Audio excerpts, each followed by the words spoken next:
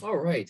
Hello, this is Jimmy. I am going to be doing my presentation about data assessment. I did the create my own process, as you probably know. Mine's going to be on graduate degrees expansion to balance the books, and what I mean by that is the checkbooks and the budget of what the institution can and needs to make in order to pay everybody everything accordingly. So this is one thing I've always wanted to kind of look at more. I'm now a graduate admission counselor, so I recruit at Tulane University's School of Social Work. I recruit like master's degree programs, doctorate degree programs for the first time. So I've always thought about graduate degrees and how they're geared towards recruiting and how those recruitment efforts work. And now I've really gotten to dive into it a little bit. Now I'm in my second month of working at Tulane University. So I'm going to be talking about some data assessment about what I've, kind of looked into. So I'm going to start here talking about graduate programs in itself and increasing over the years. So according to an article that I found, about 785,000 master's degrees were awarded in 2015, 2016. So it was at a rate of for every 5 bachelor's degrees, there were 2 master's degrees being awarded. And there's been a very dramatic increase over the last 10 years, 12 years for enrollment in graduate programs. It's gone up almost 20% based on the National Center for Education statistics. So a lot of people are deciding to further their degree, and there's a lot of people that are doing it right out of college. There's people that wait at least a couple years. I even have had students that start the programs at Tulane School of Social Work, and they're in their 50s, 60s, 70s, going back for a degree. So I've seen a lot of people go back at a lot of different stages in their life. So I think that's pretty cool. I think that there's not a time that's bad to go back in your life for furthering your education. So I think it's actually really nice that a lot of people are going back and pursuing something that they're really passionate about. The most commonly added graduate degrees is an MBA. And it was more so of a general approach to MBA. And then a lot of schools that I've seen have introduced different tracks and different focuses that you can have on your MBA. A master's in education is one. A lot of schools have added an MED, some in person, some online, some hybrid approach, and then health management programs, so master's degree level and on. So those are the most common programs that are added for graduate school for colleges and universities. Let's see, can I go to the next slide? There we go.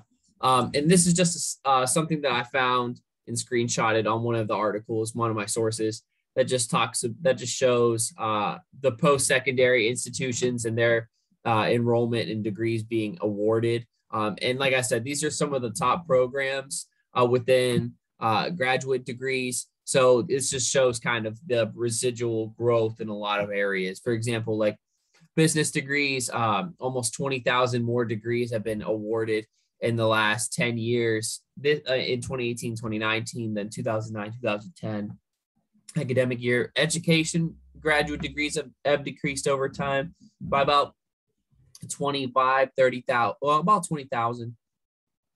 Health programs has been on a steady uprise. Engineering has gotten a little bit more popular in recent years, and public administration has kind of stayed the same. So it just kind of shows growth in some areas, and a lot of, I think a lot of institutions adding new programs. You're going to see a lot of the same ones, like MBA, like I said, MBA, MED, health related master's degrees, like MSN programs. I know when I worked at the University of Mount Union, they were thinking about potentially doing an MSN, since our nursing program is very strong. You should convince them to do a doctorate in education. Look into it. But anyway, so this is a statement on the National Clearinghouse Research Center. So this is kind of shows it talks about undergraduate enrollment decline and graduate degree increase. So there has been a lot of enrollment declines because of COVID. That's pretty common across the board. This is based off of spring 2021, so it did not include this past fall. Right now, I know a lot of census numbers right now are being distributed from institutions across the country. So right now you can't really gauge it until maybe the next couple weeks. But a lot of schools have seen an overall decline in undergraduate enrollment, about 5.9% overall. So it's compared to the same time last year. So 5.9% down since last year. Graduate enrollment has increased about 4.5%. And so it's kind of going up for graduate enrollment. And this just talks about undergraduate enrollment going down. So some parts of higher education did take a hit. Community colleges were heavily affected. Some public institutions, public for-profit, private for-profit, private nonprofit, so on and so forth. And this is just talking about undergraduate enrollment decreasing over the years as well, from 17.5 million students in fall 2009 and 16.6 million in fall 2019. So over 1 million, about almost 1 million students we've seen a steady decline in people going back to college, which I think is good in some regards if college is not your route and you want to go the trade route or another route potentially. But overall, it's just kind of a lot of schools have taken a hit in enrollment problems where there has to have been budget cuts at your institution. And you just don't want that to happen. You want to make everybody happy and beneficial, and also being able to do whatever it takes to bring it into class. Community colleges have been hit the hardest, but a lot of schools are trying to adapt by introducing new programs. So that's one big thing that a lot of schools try to do is bring in new programs, maybe relevant, like new programs in the market. For example, cybersecurity is a big program right now in the market that a lot of schools are introducing. And some are offering new programs like certificates, graduate certificates. So a lot of different adaptability methods that you can do. Undergraduate enrollment decreasing over the years. It's just a chart from what I was saying earlier. You could see a steady decline of students over time. Academic programs struggling with enrollment. A lot of new additions to programs is a big risk. When you add new programs to your school, that the investment that you make into facilities is big.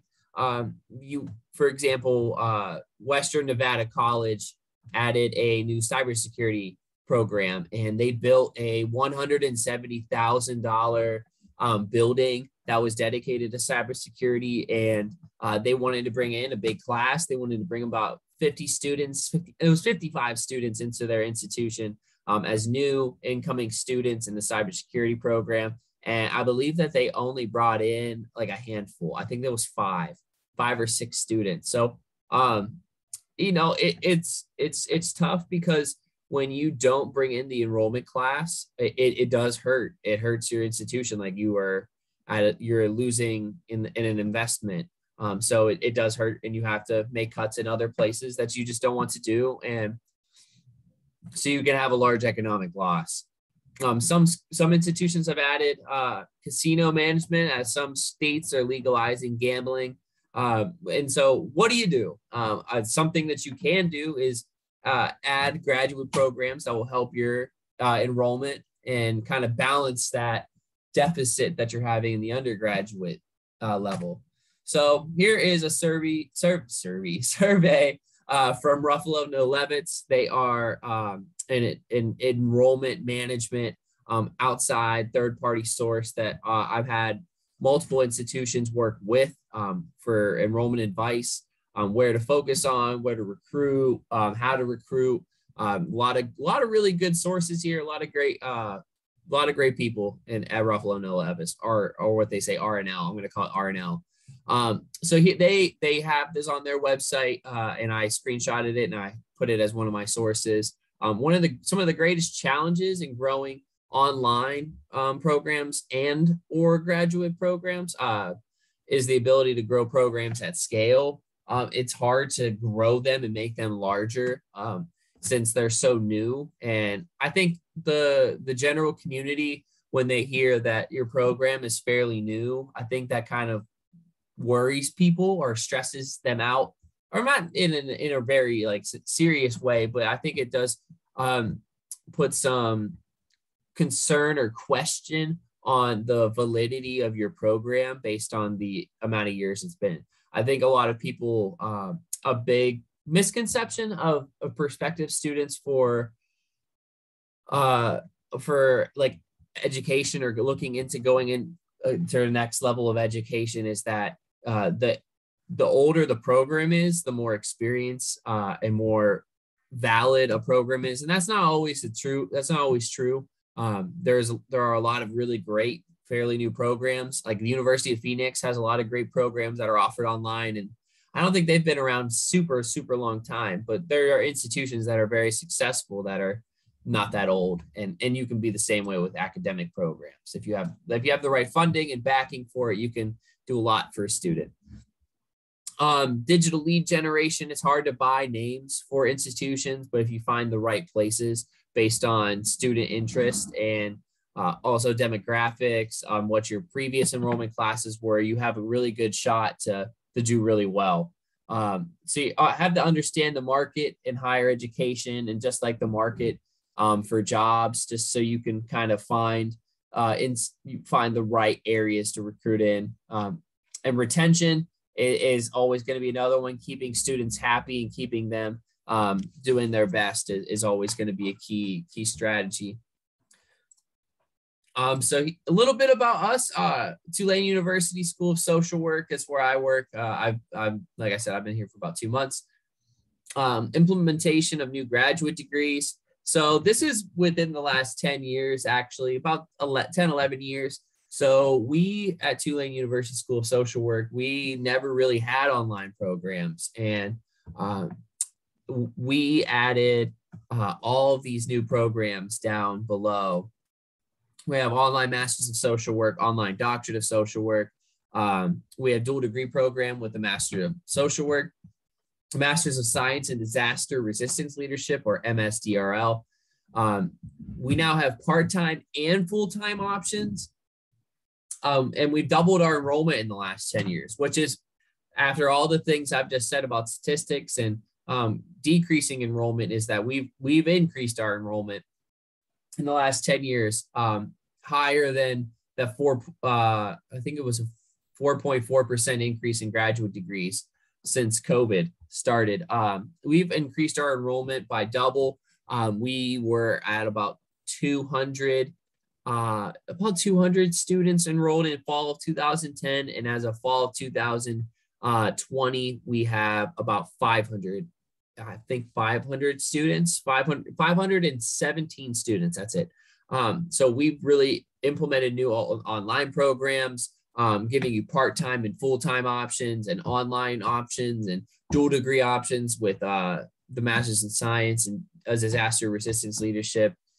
So we do a lot of different things that really makes us make things work.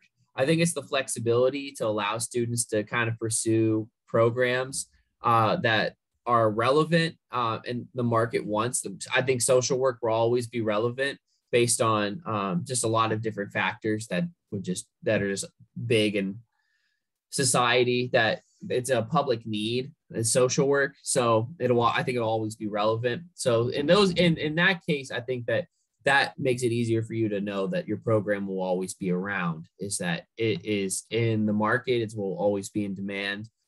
And we have really high passing rates as well for field placement and getting in your licensure placement licensure passing rates, I'm sorry, very high, above the national average. I don't have that right in front of me, but I know it's national average about 75%, and we're in the mid 80s to upper 80s in percentage.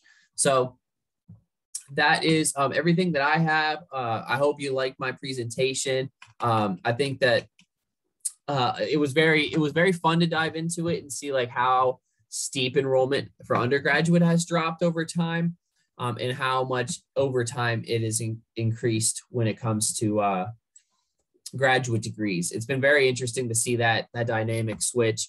I think that a lot of people are starting to go into trades. I think trades are more pushed. I know that there are a lot of institutions that are closing due to a lot of different factors with enrollment and budgeting. There's a lot of different factors going on in that. So it makes undergraduate enrollment tough because a lot of people are really fighting for each and every student that they can bring into a class. So everybody is trying to increase their undergraduate enrollment, but I think with the right strategic initiatives, you can increase your graduate school enrollment or introduce a new program with the right methods. So there's a lot of different ways that you can do it. You just got to figure out what works best for your institution and then market it, and get all of your admission counselors, hire a position in your admission office for graduate enrollment specifics, and then just try to go from there. But I hope you enjoyed this, and I hope you have a good night.